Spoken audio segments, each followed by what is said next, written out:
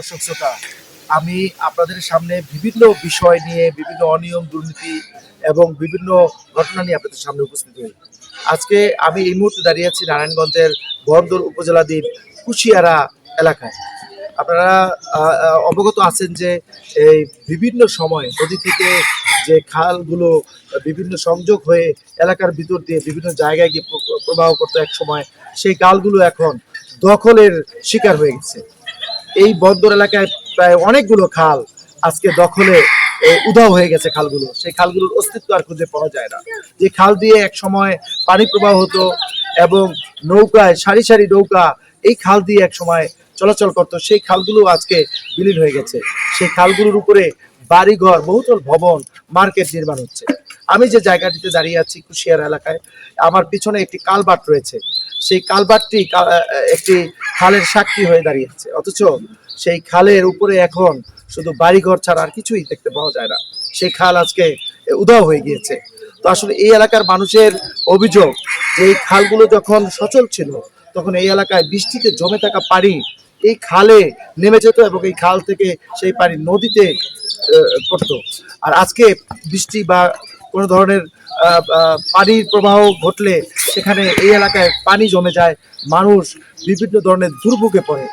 তো আসলে আজকে আমি দর্শক আপনাদেরকে এই খাল নিয়ে, আসলে খাল কারা দখল করছে, কিভাবে দখল হচ্ছে এবং সেই খালগুলো এক সময় কেমন ছিল, বর্তমানে সেই খালগুলোর কি অবস্থা, এগুলো বিস্তারিত জানানোর চেষ্টা করবো। চলুন প্রতিবেদনটা আগে দেখে আসি। নারায়ণগঞ্জের বন্দরের কুশিয়ারা সর্দার সড়কে সরকারি খালের উপর দোকানপাট, বাড়িঘর নির্মাণ সহ বালু দিয়ে খাল দখলের মহোৎসব চলছে।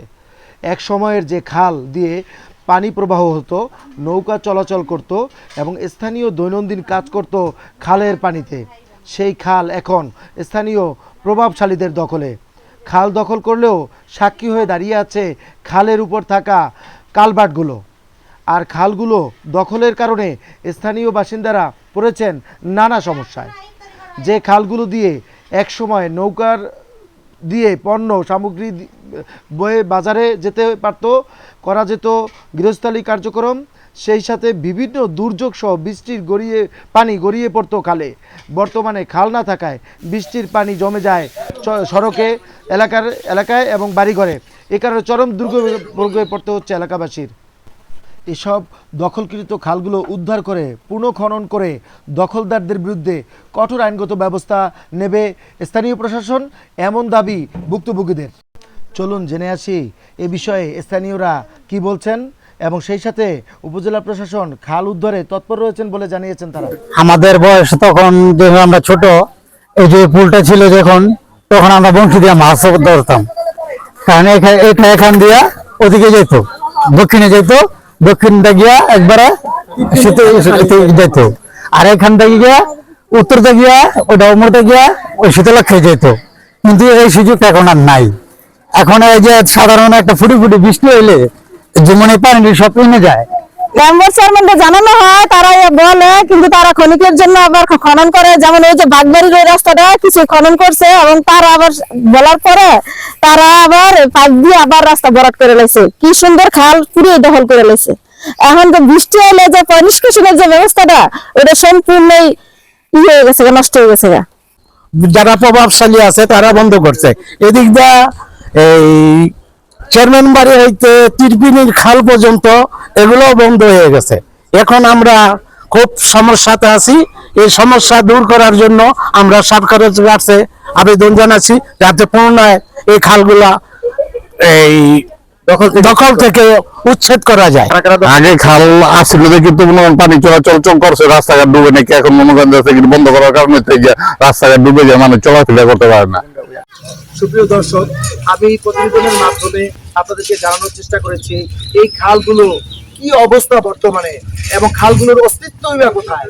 আমি যে জায়গাটিতে দাঁড়িয়ে আছি, হয়তো এই জায়গাটিতে এক সময় এইখান থেকেই এই খালের প্রবাহ প্রতিমান ছিল এবং মানুষ এই খালে হয়তো তাদের প্রয়োজনীয় যে জীবন দৈনন্দিন কাজ এই খালের পানি দিয়ে করতো, অথচ আজকে সেই খাল বিলীন হয়ে গিয়েছে এবং আমার পিছনে দেখতে পাচ্ছেন অনেক বাড়িঘর নির্মাণ হয়ে গেছে।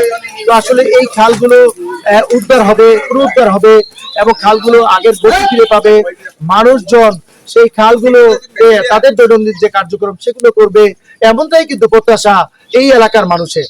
তো সবচেয়ে বড় যে বিষয়গুলো সেগুলো হচ্ছে আইন শৃঙ্খলা রক্ষাকারী বাহিনী, স্থানীয় প্রশাসন এই বিষয়গুলোতে যদি আরো বেশি নজর দেয় এবং তারা যদি এই যারা দখল করে আছে এই খালগুলো, যারা খালগুলো বিলীন করছে তাদের বিরুদ্ধে যদি কঠোর ব্যবস্থা নেয়, তাহলে কিন্তু এই ধরনের দুঃসাহস আর কেউ পাবে না, এমনটাই কিন্তু প্রত্যাশা করছেন এই কুশিয়ারা সহ বন্দর এলাকার মানুষ।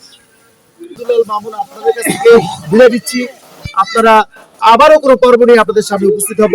সেই পর্যন্ত ভালো থাকুন, সুস্থ থাকুন এবং সাবধানে থাকুন। আল্লাহ হাফেজ।